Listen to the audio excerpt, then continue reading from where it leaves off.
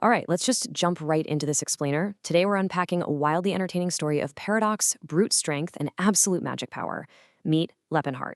Historically, he is the greatest yet skinniest 10th circle mage to ever live, who accidentally reincarnates into the body of a gigantic, muscular meathead. We are completely flipping fantasy tropes upside down today. And trust me, the journey is epic. Think about the sheer, hilarious paradox of this situation for a second. Imagine possessing the ancient knowledge to cast literal world-ending magic, but waking up trapped in a body with biceps meant for bench-pressing monsters. And the kicker? This new body has a completely terrible affinity for channeling mana. He's built from the ground up for brawling, but his brain just wants to sit back and cast high-level spells. So, how exactly did he get here? Well, in his past life, he was the dreaded Demon King, a frail, immensely powerful magic user whose entire empire was crumbling around him.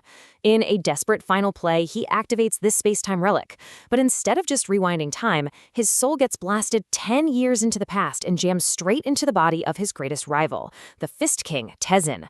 Suddenly, he's 1.90 meters of pure, terrifying muscle and pretty much entirely cut off from his magic. Section 1, Rebirth of a Muscle Mage.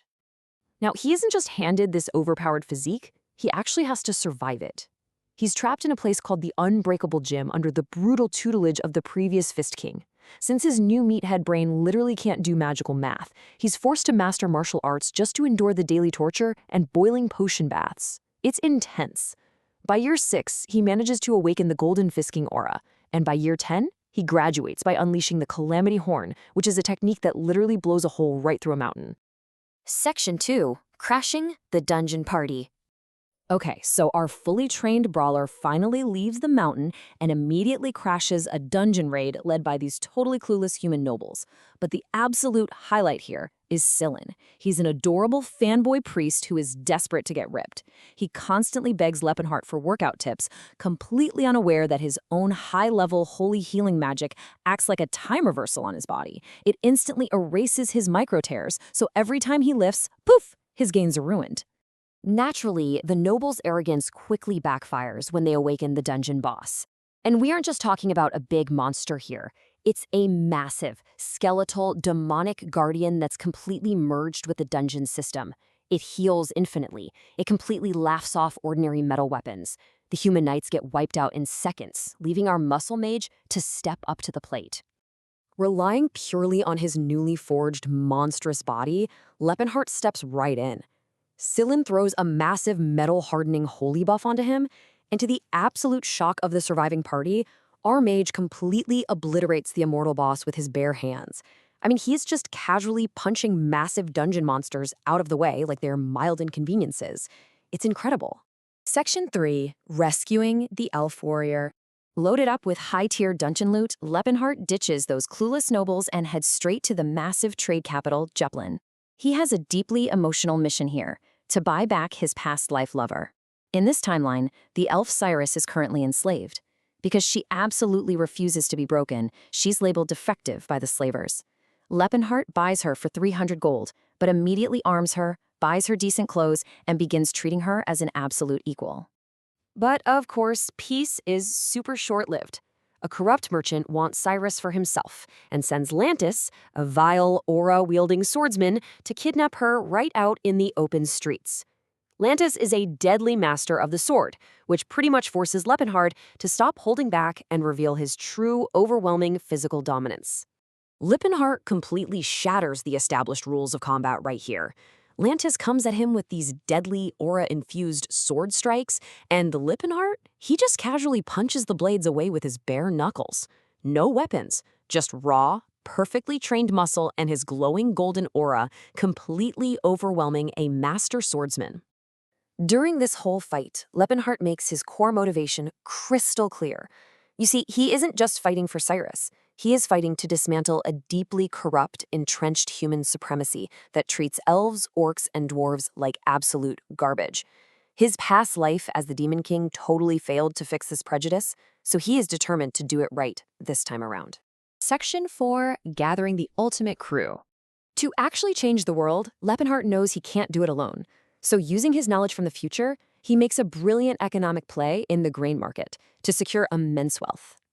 With these new resources, he reunites with his old generals.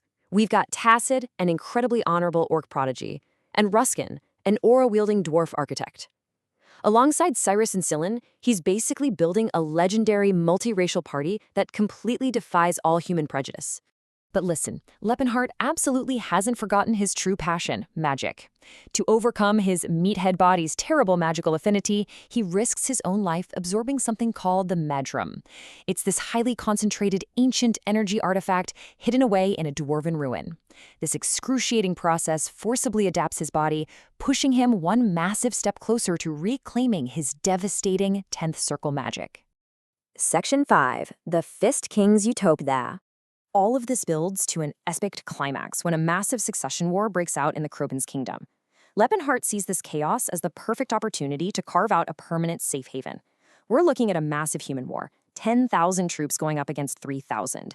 But the fighting halts instantly when Lepenhart suddenly arrives, commanding a terrifying, highly trained army of elite orc warriors and magic-wielding dwarves. The human champion, an aura user named Spirius, boldly challenges him, probably thinking he's fighting some mere battle mage. Big mistake. Lepenhart absolutely humiliates the guy.